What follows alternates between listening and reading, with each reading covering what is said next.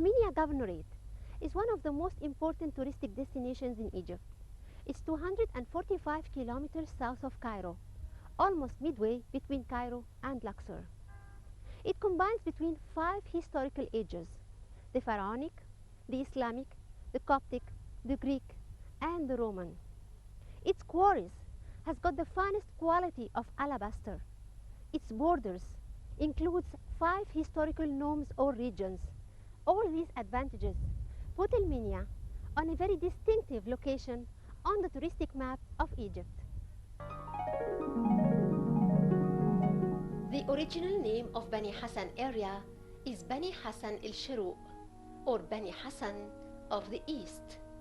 That name goes back to the time when an Arabian tribe called the Sons of Hassan inhabited this eastern bank of the Nile in El Minya.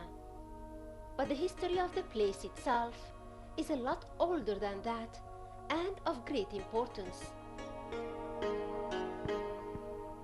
After the end of the Old Kingdom and during the first intermediate period in the 9th and 10th dynasties, there was a big struggle between a nome in Middle Egypt and a house in Upper Egypt.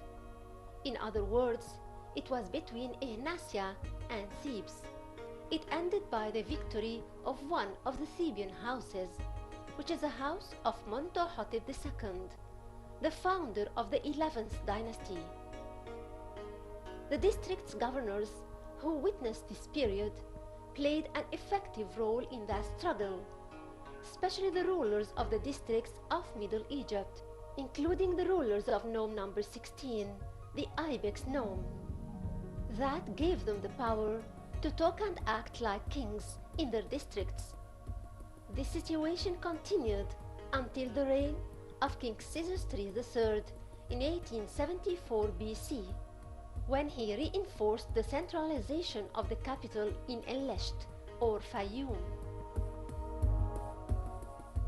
The golden time of the district's governors is widely shown in their impressive rock tombs that stretches for miles in a long chain along the hills of the east bank of the Nile, standing right in front of Abu Korka's center.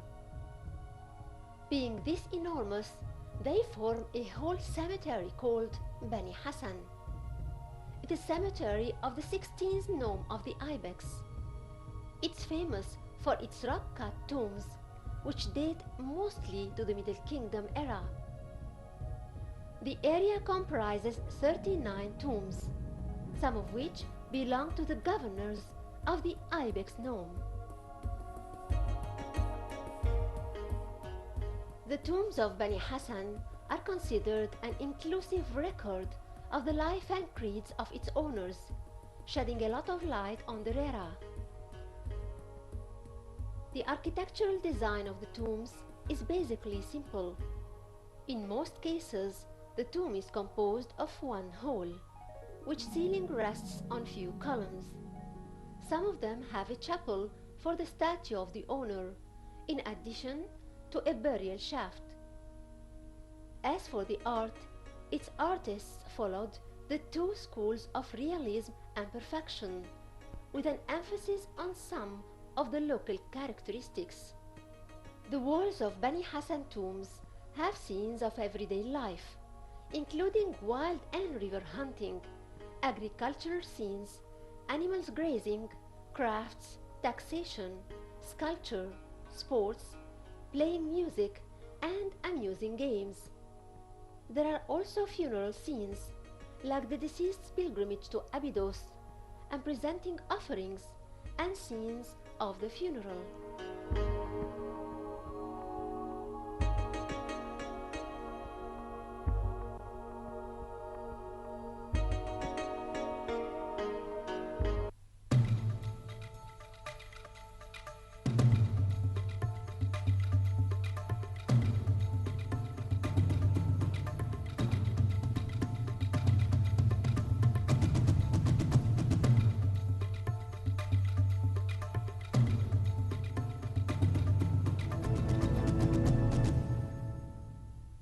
So what's your name and where are you from?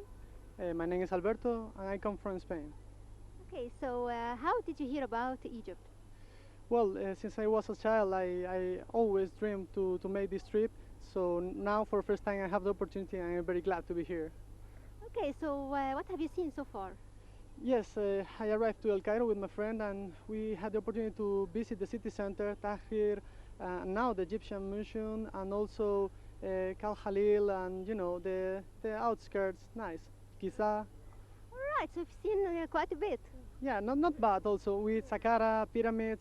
So yeah, I consider myself very lucky because of this tour. And Tahrir Square, you didn't miss Tahrir Square, right? No, of course we didn't, and we had the opportunity also to eat in some very typical Egyptian places and to taste this really tasty food. So we are really happy also. So what did you eat? Okay, full. What was the name of this? Falafel? Falafel for sure also, and it was really good also. Koshari? Koshari. I remember, a mix of different macaron, pasta. I don't know. Okay. Kebab, kofta, shish. Kofta. Kofta. And also we tried the shisha. It's like Shisha. shisha. So he smoked the bubbly bubbly. That's right. Okay, so today you've been inside the Egyptian Museum. What do you think about? What did you like? Okay, you could spend the whole day, visit the museum because it's something really amazing. But okay, we highlight the Tutankhamun galleries, also some old kingdom and medium era kingdom, and animals galleries also. Oh, Yeah, actually, you're very good, actually. thank you. Because you know the difference between kingdoms. And Tutankhamun is a highlight of the museum, that's true. Mhm. Okay, my mother is a teacher actually, but I know that Tutankhamun is probably the most famous pharaoh, but not the most important one. So anyway, I saw also Nefertiti, Tutmosis the third, or another. Yeah, not bad. No, not bad at all. You remember all these names. So, where will you go from here? Okay, we decided to take the train and to go to Aswan, and then we are planning to hire a felucca and sail the Nile until Luxor, and then we will take some days to rest in Hurghada. All right. So, I wish you enjoy the rest of your tours in Egypt. Yeah, sure. It's gonna be, so hard to come back to the work after this. Okay, so we will be expecting you to come back. Definitely. I love this country, and for sure I will be back. Thanks, Alberto. Thanks so much. Bye. Bye. Amun Emhat is the owner of this rock tomb in Beni Hassan. He was a governor of the 16th nome of Upper Egypt during the reign of King Sesostris II. His name means God Amun is in the front. The vivid details of daily life activities, in addition to the collection of crafts and the possessions of the owner, make this tomb an example of all the possessions and all the life of a person who lived during the Middle Kingdom in Egypt. This tomb is simply the life of Amun Emhat. Amun Emhat was one of the greatest governors of the Ibex nome. He had a nickname, Emini, and his name means God Amun is in the front. It's written at the end of the vertical column in the text inscribed on the outer wall of the tomb, above and on both sides of the entrance. Here, he presented himself and his titles at the top and on the right and left sides. He talked about the great deeds and benefits he bestowed on his people, not forgetting the famous Hatib Dinisu, or the formal presentation in which he praises God Amun in the name of his spirit and double, who lived with him throughout his life and dwells in his tomb forever after his death.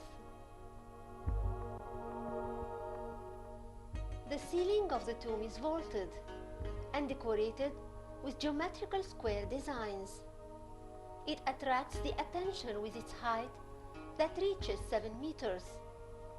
Each side of the hall is 11.58 meters. The hall is divided into a central arch